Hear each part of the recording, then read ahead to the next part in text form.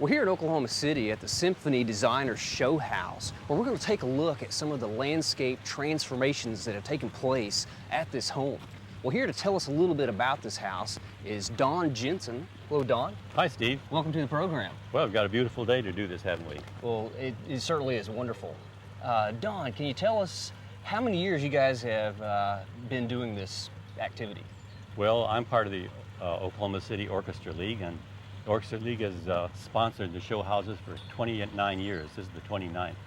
And every year they select a home from around town that either is going to be sold or has been sold or is vacant or something, and completely gut the house and take all the exterior plants and all and rejuvenate and renew them and replace them. Okay, so the inside of the home and the outside of the home gets a complete new facelift. Transformation, that's right. Okay. And we're really proud of what's been done in the exterior this year. I think you've seen some of the background already here. Yeah, and why do you guys do all this? Well, this is done as a benefit for the Oklahoma City Symphony. And many thousands of dollars are raised every year for this charity. All of us work as volunteers here. Okay. It's excellent opportunity for some designers to come in and do the work around here. Display their wares, Yeah. yes. And on the interior, the designers do the same thing. Each designer has a room to work with, and on the exterior, each of the designers for landscaping takes a particular segment and works with that. Okay. Well, we're particularly interested in looking at the landscape designs. How many different landscape designers do we have? We have 5 designers this year. Okay. All of them are spectacular as far as we're concerned. Okay. We'll go and talk to these folks. Great.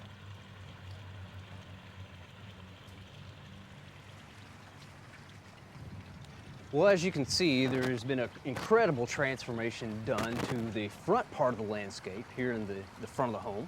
And the person responsible for all this work is Jack Bowman, distinctly yours. Hi, how are you? Nice to meet you. Welcome to our program. And Jack, can you tell us, what did this look like before you began?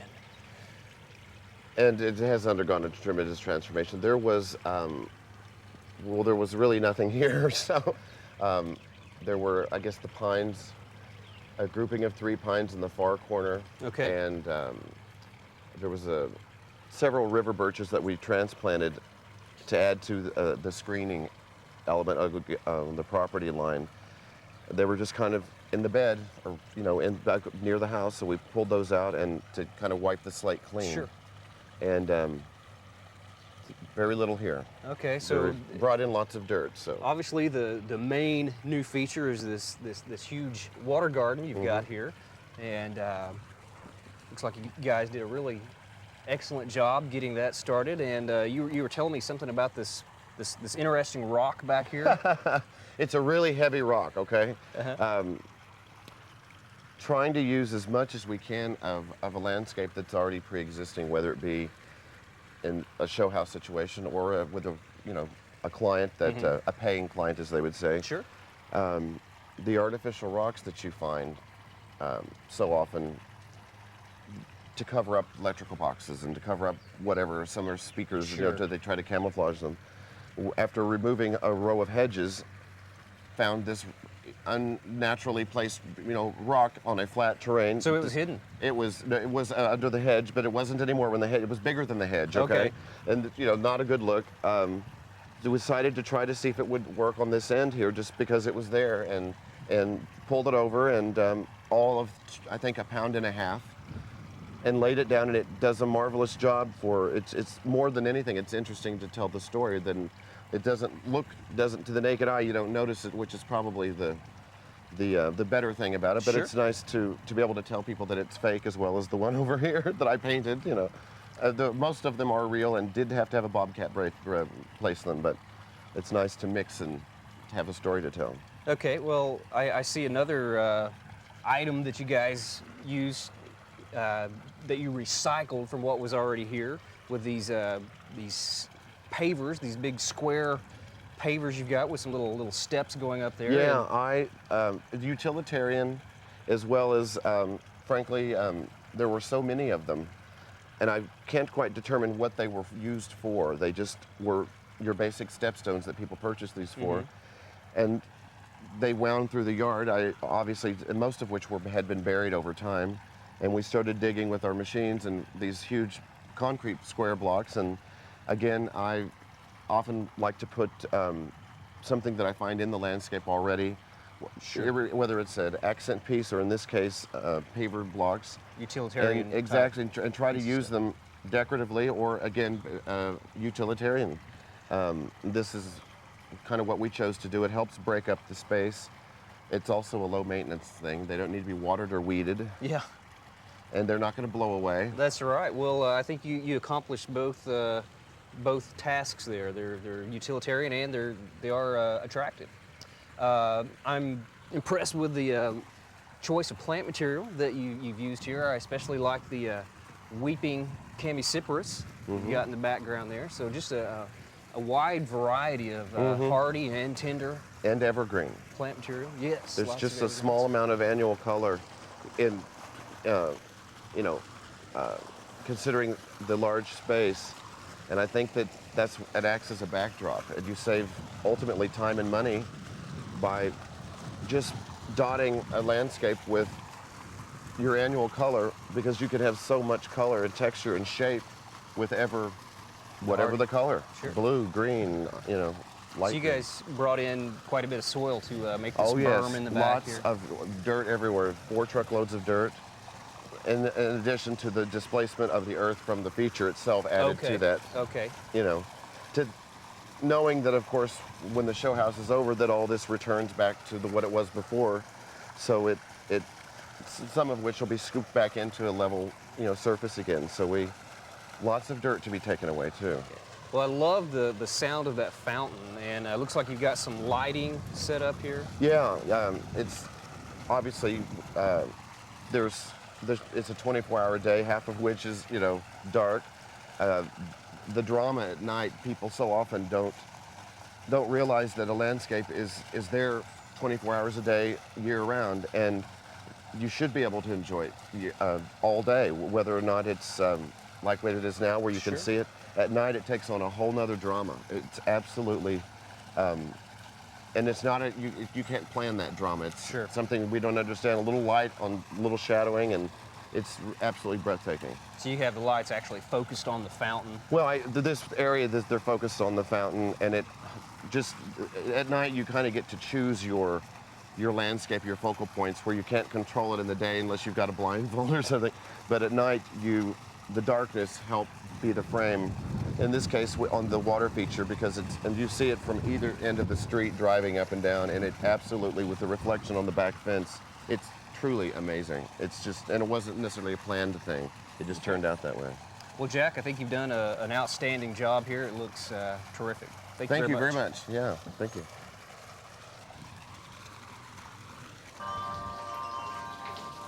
Our next designer is someone that I'm familiar with, and that is Jeff Hudson of Hudson Design Group, because Jeff and I actually had classes together back at OSU in the early 90s. Yep. Good to see you. Good to see you. Good to see what you're doing here. Looks like you've obviously put a lot of time and thought into this little courtyard here. Right.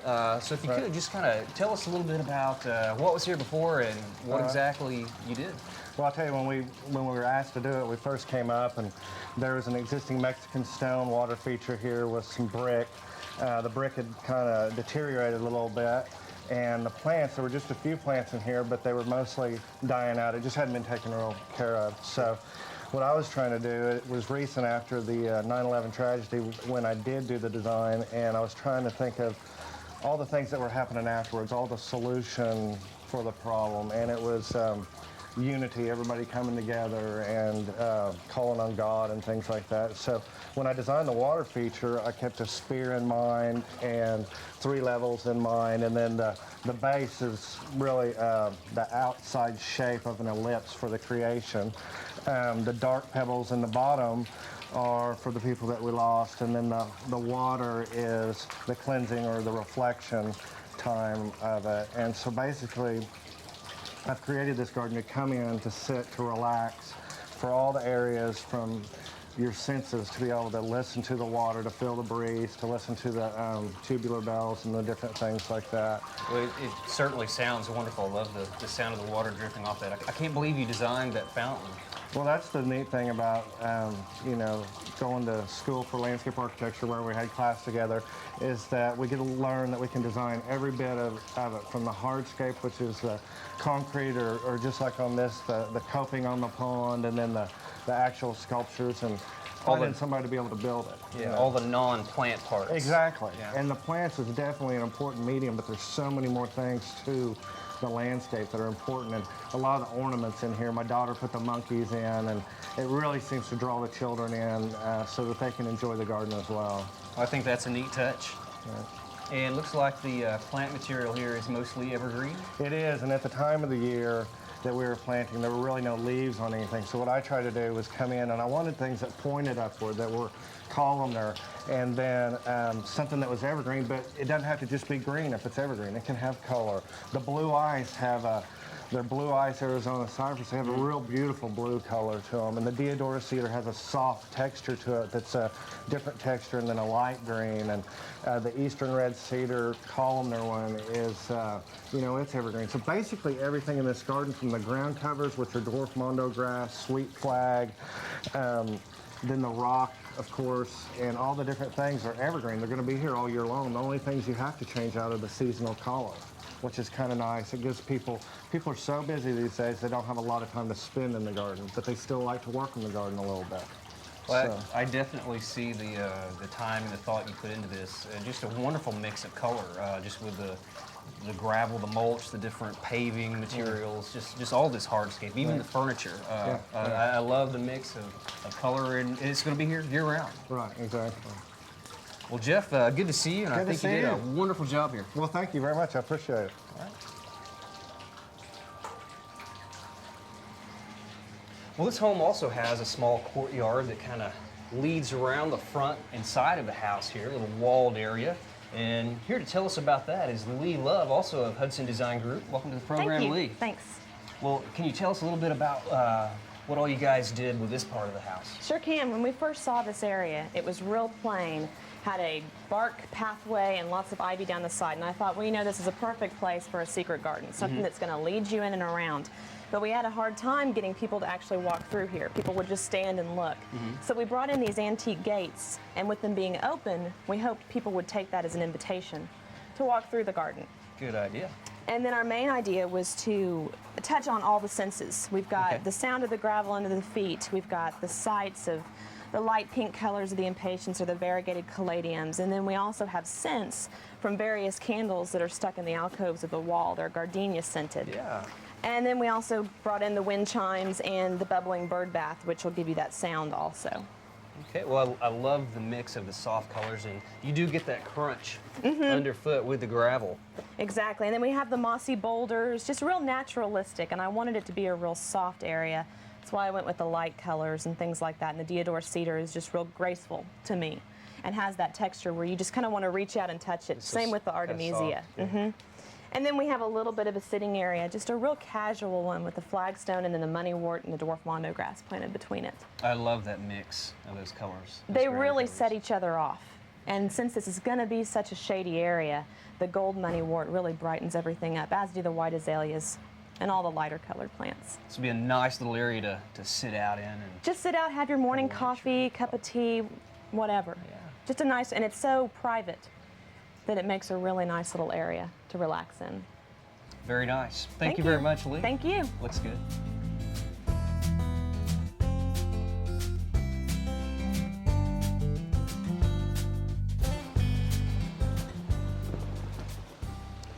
We've moved around to the back part of the home, and here to tell us about the transformation process that's taking place back here is Clee Black. Welcome, Steve. Welcome to our program. Thank you. Your design firm is Clee's Designs? That's correct. All right. And I happen to know that you are familiar with the history of this home. So Just could you a little bit. Share with us a little bit about that. All right. It was built by Charles Coe about 1963. Charlie was famous as an amateur golfer and competed in the Masters and came in possibly second, I believe, in the early 60s. So we built the house in '63, and the pool and water feature happened about 1985. Okay, so it was added later. Right. And you got the responsibility of sprucing this area up. Yes, yes, and I could tell right away I was going to have a challenge with a warm area, even in springtime here with all the hardscape. And it's an asset, but you also have to be ready for it. So one thing we do, and we're teaching our customers about, are you can amend the soil with water crystals. Okay, for all these containers that we've Right. got all around the patio and pool area.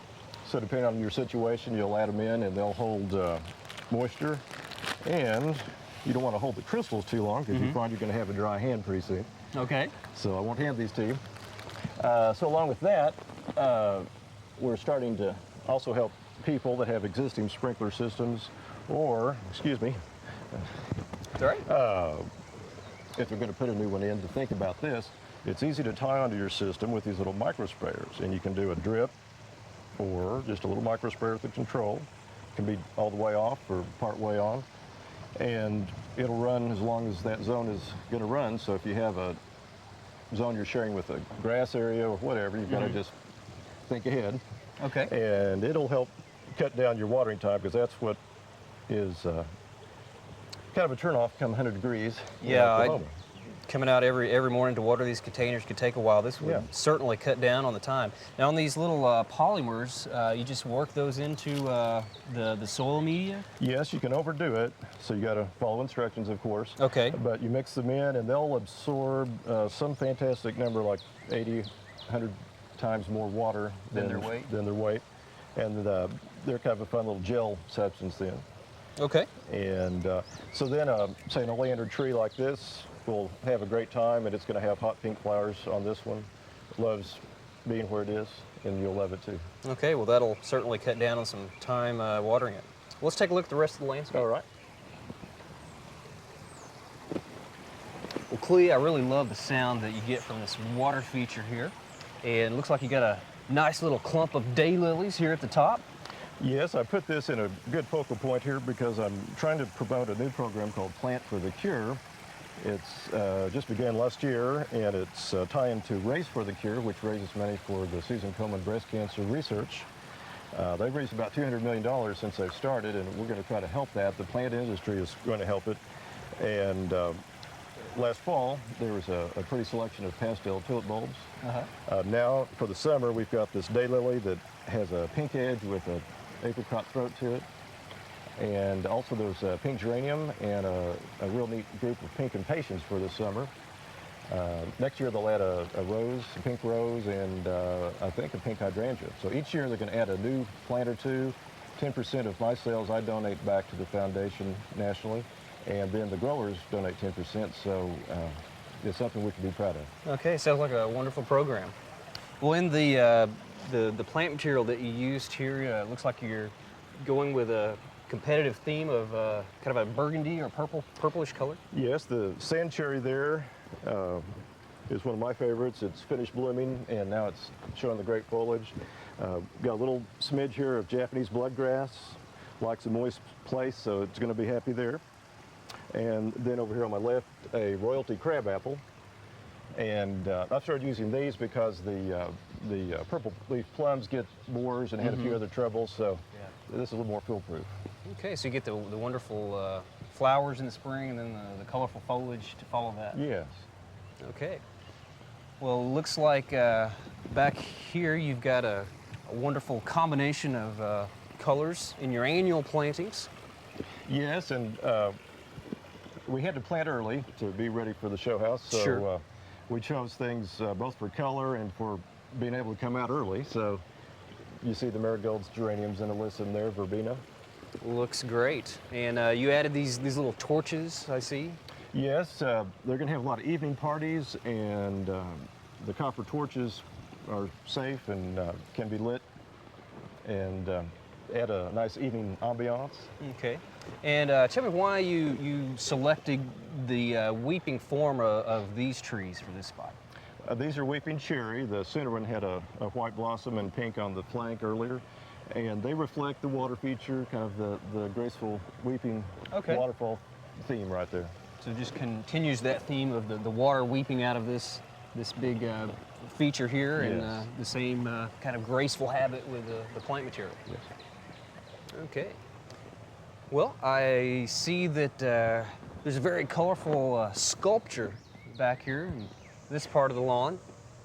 Yes, it's called Dance in the Garden, and Robin Orbach Starkey did that for me and for the show house, and she's always great, and so she's got a little motion involved in there, and so when the Oklahoma wind kicks in, Sure. then there it goes. Okay. Looks like a really fun sculpture. I bet the children enjoy that. They will, they will. Okay. Well, Clee, thank you very much. Thanks, Steve. Appreciate the tour. You're welcome. Looks really great. Thank you.